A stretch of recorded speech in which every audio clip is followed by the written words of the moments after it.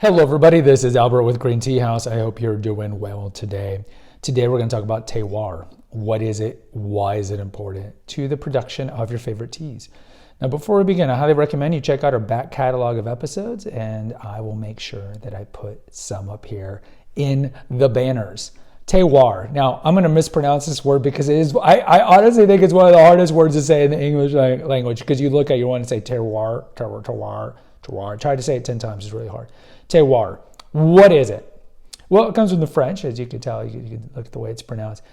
And terroir is also used in wine, and really it's used in a lot of different foods and drinks, but mostly I would say it's most well known for wine and wine drinkers. So it's going to be the natural environment in which a particular something is produced. And so you're going to be looking at the soil, the elevation, the weather, the climate in general, and so forth. And a lot of these things determine how your tea is going to be produced. As we talked about in the first episode, episode 1, what exactly is tea? There's two types of the Camellia sinensis plant. Really, there's third. There's the Java bush, but the Java bush was smuggled by the Dutch out of China. So for all intents and purposes, there's two. And yes, I mean, the British smuggled out the tea plants. You look at Robert Fortune, we talked about in the history of tea episode, he smuggled a bunch of stuff out to India.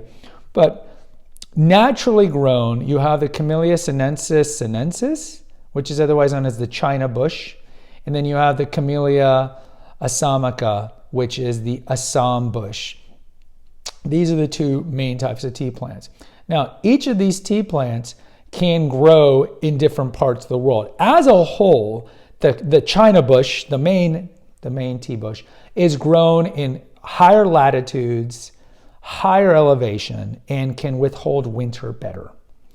And the majority of our tea that is not black tea comes from the China bush. So you think of the most well-known, there's going to be exceptions, but the most well-known Japanese and Chinese greens, the oolongs, certain blacks, the yellows all come from the China bush.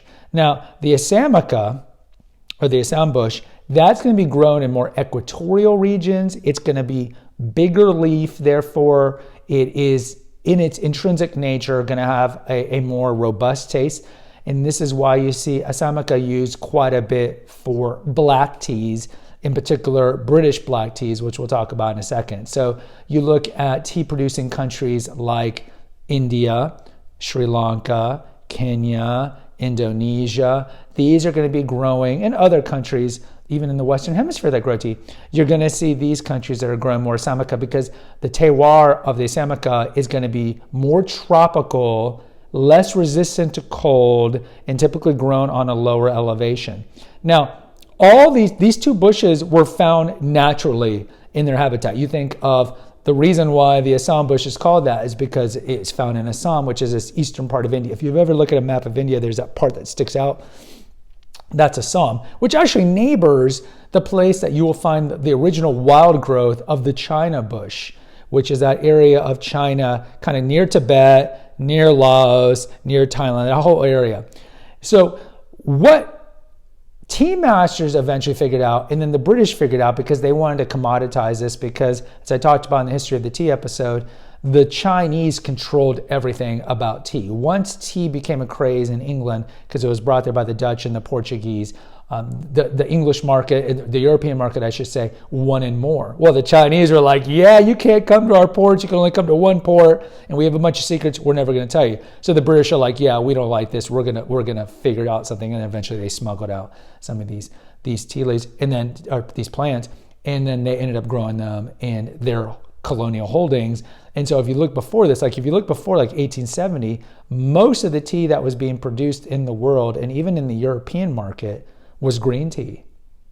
But since at that time the China bush could not grow in India, the English figured out that the best thing that could grow in their colonial holdings was the Assam bush. Not only because Assam was part of the English holdings, but just in general, it was a hardier one. So they're like, okay, we're going to start making black tea, and then later on CTC, crushed chair curl, and that is the tea that's English tea.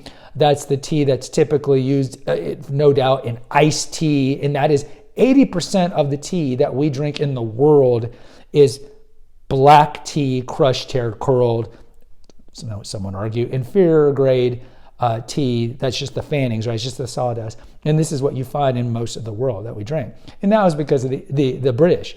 So going back to terroir, certain tea plants can grow in certain environments. And this took tea masters and the British and others trial and error to figure it out. You can't just get a China bush and plop it somewhere and think it's going to grow. Because just like with wine, you have to look at climate. You have to look at elevation. You have to look at soil. You have to look at drainage. And all these things, and this is the most important thing about this episode here, all these things affect the taste of the tea, which is not surprising. You think of your vegetable garden, right? If you're pouring just disgusting like fertilizer on it, it's not going to taste as good as if you're maybe putting compost. So they realize this. And so this is why you can put a China bush and oxidize it out to a black in Yunnan or in Taiwan or in Indonesia or Kenya or India. And because of the soil, the elevation, the climate, all these things, they're all going to taste differently. They're all going to taste differently. And so it's important, I think, to then buy teas that grow best in their optimal areas. So if you think of something like Darjeeling is an area of India that's close in the Himalayan slopes. Darjeeling teas, famous teas, they grow there because they grow there well. If you're looking at something like sencha is not going to be growing well in Kenya because the terroir is completely different for what is optimal for sencha. And so get your green teas from areas that are known to sell green teas or produce green teas very well, which is typically going to be China and Japan. Get your oolongs from places that typically can grow them well. Get your CTC black tea if you want from the areas that grow well. And this all has to do with terroir.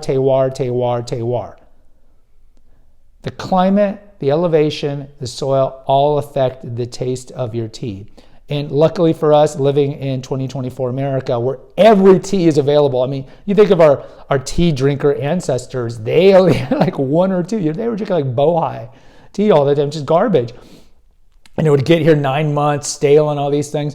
But for us, we have pretty much every tea at our disposal. So use this knowledge of terroir to your advantage and understand. Buy the teas where they have shown for centuries, if not millennia, to grow best in that particular spot, and buy those teas. So that's what terroir is. Guys, post in the comments. I'd love to hear from you. Until next time, take care and God bless.